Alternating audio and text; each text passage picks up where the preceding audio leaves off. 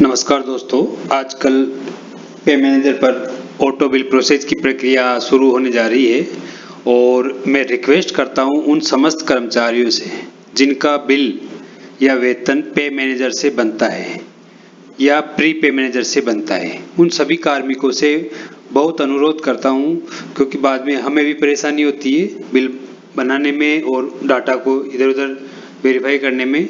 तो पहले से ही इस चीज़ को वेरीफाई कर लें।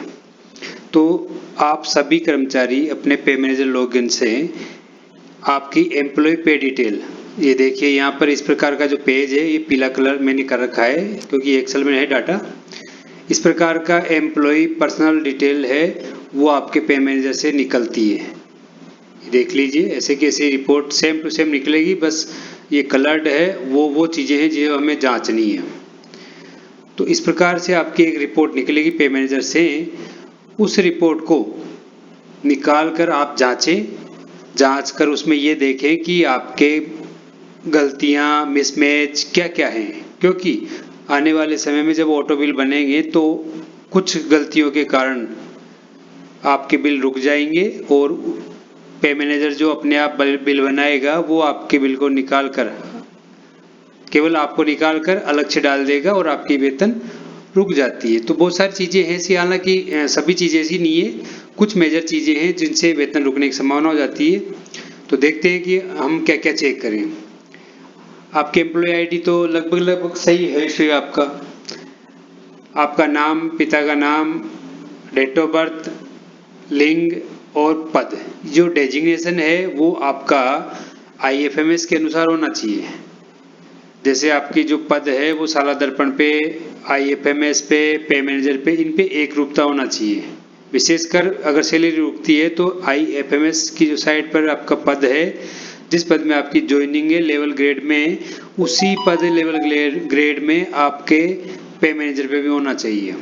डिफरेंट होगी तो आपकी वेतन रुकने की संभावना हो जाती है। फिर एक आपका जो ग्रुप है वो दोनों का सेम होना चाहिए। तो ये चीज़ आप जांच लें। आपका जो पे वेतन 6, 7, 8 जो भी है, तो आप जो भी है वहाँ से उस पर भरा हुआ है तो आप चेक कर लें। दूसरी चीज़ है आपका HRA, जिनका रेगुलर कट रहा है उनका कट रहा है, कोई दिक्कत नहीं है। समस्या कहाँ आएगी कि यदि आपका HRA एलिजिबल है और काटा नहीं जा रहा है तो समस्या आएगी। आप HRA में नॉट एलिजिबल है, मान लो आप नॉट एलिजिबल हो और आपका HRA कट रहा है तो समस्या आएगी।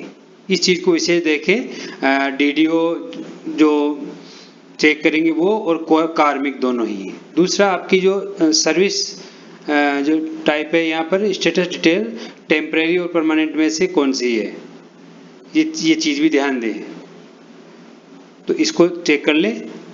एक आपका जो सर्विस कैटेगरी है वो सबऑर्डिनेट है, स्टेट सर्विस है या सेंट्रल है, जो भी है आपकी वो चेक जरूर कर लें।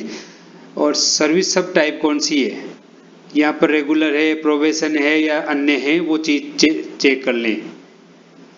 आगे एड्रेस वगैरह जो भी है आपके हैं वो ठीक है। पे कमीशन देख लिया आपने, आपका पे स्केल जो लेवल है लेवल 1 से लेकर लेवल 24 तक कौन सा है वो आप देख लें एक बार।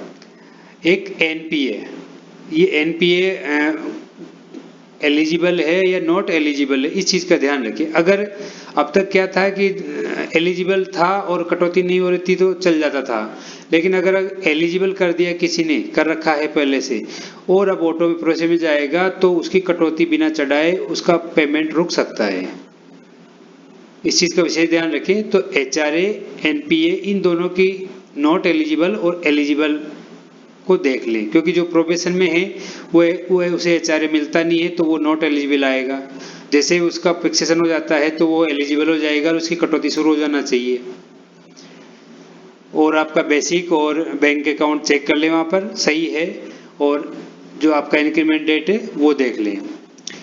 एक आपकी जो डेट है, joining date, regular date, present DDO designation और ज्वाइनिंग डेट, इंक्रीमेंट और पे स्केल डेट, ये सभी जांच लें। अगर इनमें सुधार संभावित है तो आप अपनी खुद की पे मैनेजर आईडी से रिक्वेस्ट भेजेंगे। रिक्वेस्ट भेजने के बाद में डीडीओ एक्सेप्ट करेंगे उसके। रिक्वेस्ट भेजते समय एक चीज़ ध्यान रखें कि आप उस चीज का सबूत भी भेजेंगे। एक पेज का जो भी 1 या 2 पेज का पीडीएफ है उसको बनाकर भेजेंगे और वो अपने प्रत्येक रिक्वेस्ट के साथ एक पीडीएफ अलाउ कर दिया है। पहले सारी व्यवस्था नहीं थी, अब धीरे धीरे ये चीज़ें कठिन हो रही है, इसलिए अपने डाटा को एक ही बार में सुरक्षित तरीके से साफ सुथरा रखकर बिना कोई भिन्नता लिए हुए चढ़वा ले, फिर बाद में और कोई नई समस्या पैदा हो सकती है। तो इन चीज़ों को ध्यान दें और उसके साथ एक एक डॉक्यूमेंट लगाएं, तब जाके वो आगे वेरीफाई होगा। बिना डॉक्यूमेंट वेरीफाई नहीं होगा, इस चीज़ का विशेष ध्यान रखें। अगला देखिए, आधार नंबर में आपके SI policy, GPF number, CPNF NPS number और आधार नंबर, प्राण नंबर और सीपीएफ नंबर, पैन नंबर वगैरह जो भी है, अगर कोई मिस्टेक है तो संशोधन करवा ले। कुछ संशोधन ऐसे हैं कि यहाँ से नहीं होते हैं, इनमें से महत्वपूर्ण वो आगे से करवाने पड़ते हैं। फिर भी जो कॉमन चीज़ें हैं वो मिस्टेक हो तो आप संशोधन करवा लें, और अगर आगे से भी होती है तो वहाँ से भी करवा लें, क्योंकि भविष्य में आपको दिक्कत आएगी। एक ये फैमिली डिटेल है वो भी साफ सुथरी भर लें, और इसी के आधार पर वहाँ जब आप नॉमिनी ऐड करते हैं तो वो उसमें शो होता है। दूसरी उसमें जो नॉमिनी ऐड है वो किस किस स्कीम में कौन है वो एक जारी रखना है, क्योंकि आपका जो एसएसओ आईडी पे नॉमिनी, पे मैनेजर के नॉमिनी एक जैसे होना चाहिए, आपके भिन्न भिन्नता लिए नहीं हो। क्योंकि वर्तमान में हम जैसे किसी का डेथ या किसी के रिटायरमेंट पर कुलक बनाते हैं तो बहुत सारी समस्या आती है कि नॉमिनी की उसमें सर्विस बुक में नॉमिनी कौन है, पे मैनेजर पे कौन है, एसएसओ आईडी पे नॉमिनी कौन है, फिर वो बार बार चेंज नहीं होता है तो बार बार इधर उधर चक्कर काटना पड़ता है। वो कुलक 2-3 महीने लेट हो जाता है, आगे से समस्या आती है, वहाँ से वापस आ जाता है बीकानेर या उदयपुर से जहाँ से भी वापस आ जाता है, तो ये समस्या आती है। इसलिए अभी से अपने डाटा को अच्छी तरह से चेक करके, आपसे नहीं होता है कुछ चीज़ें तो आपके डीडीओ को आप लिख कर दे सकते हैं कि मेरी ये चीज़ें चेंज करवानी है, तो आप उसके थ्रू हो सकती है, लेकिन आप उनको सही तरीके से एडजस्ट करवाएं।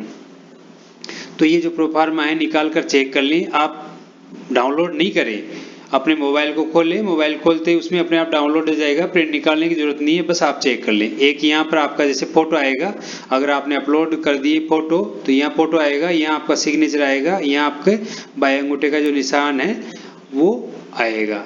तो ये जो सभी चीज़ें हैं, इसके अलावा जो मैंने चीज़ें छोड़ दी है वो भी चेक करके आप उस पर रिक्वेस्ट भेज सकते हैं। डीडीओ उनको चेक करके आपकी एलिजिबल कर देगा और एचओडी को अप्रूव होने के लिए चली जाएगी। वहाँ से अप्रूव होने के बाद में आपका डाटा सुरक्षित रूप से इस पर अप्रूव हो जाएगा, क्योंकि आजकल अप्रूव भी जो सिस्टम है वो बदल गया है।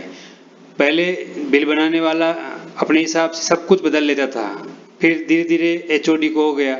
अब ये समस्या हो गई कि एम्प्लॉय रिक्वेस्ट भेजेगा, डीडीओ उसको वेरीफाई करेगा, डीडीओ भी वेरीफाई तब करेगा जब डीडीओ के ओटीपी आएगा और वो उसको वेरीफाई करेगा। वेरीफाई करने के बाद वो जो आपके बीकानेर है एचओडी वहाँ जाएगा और वहाँ पर उसको वेरीफाई करेंगे, जब जाके आपका डाटा वेरीफाई होकर चढ़ेगा।